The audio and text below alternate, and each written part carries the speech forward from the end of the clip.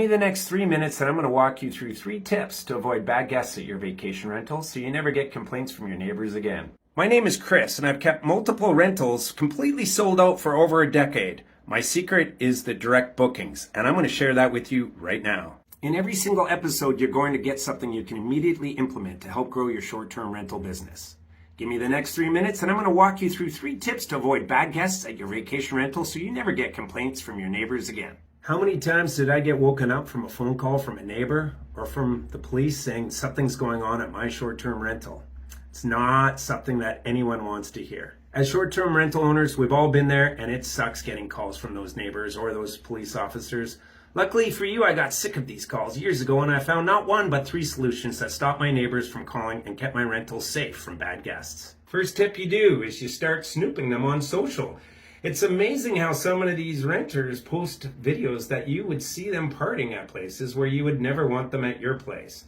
Might feel odd at first, but do that. Snoop them and look them up on social. You'll get a really good feel if they're going to be the type of renters that you want in your place. The second thing I would do is ask for their telephone number and call them. I'd have a conversation with them. I would just simply ask them, so, what brings you up my way? What makes you want to stay at my place? And as soon as someone said, we're coming up there to party, it was a fine, no thank you. But if someone said, I'm going up to fish with my son, that's an excellent guest that I want to get to know, and I want him to be my friend so he comes back year after year. When I called them, I would ask them simple questions like their age, and I would ask them what they wanted to do up there, what was going on, what they're into. And it's amazing how I got to know these people quite quickly over 1 phone call conversation. So that's a big tip. Get their telephone number and have a conversation with them before deciding they can stay at your place. The third tip is to go with your gut instinct. To really careful consider the conversation and the snooping you did to see if that is a right fit. If something doesn't feel right, why is that? Go with that gut feeling.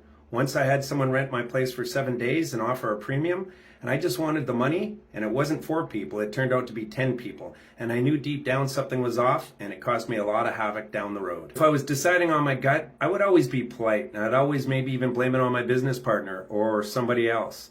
I was making sure that I wasn't burning any bridges and causing anyone to be mad at me. I usually just said, sorry, the place is now booked through a family member. If you want to learn more, comment guide below and I'll send you the stress-free rental property roadmap. With over a decade of rental knowledge at your fingertips, you'll never have to worry about your guests or your neighbors again.